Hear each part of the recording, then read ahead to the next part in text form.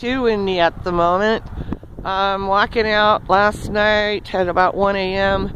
We had a heck of a storm. Power went out, and then after that around 2 a.m. we had 70-mile-an-hour winds and another major storm. Probably got about 1.5 inches, 2 inches of rain. You can see by the tomato plant, I'm surprised. It's got some damage. Yeah. Oh, this poor marigold, really, that's amazing. This one did quite well, and this one is just ravaged, just completely shredded. Most of the sprouts seeming a little no worse for wear. Watermelons pounded down a little bit, but they got broad leaves. Surprisingly enough, everything looks pretty good. Those beets and collard greens. Oh, look at those carrots.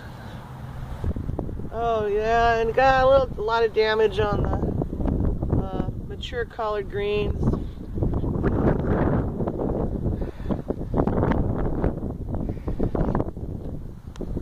But all in all, I'm just grateful we did not get any hail.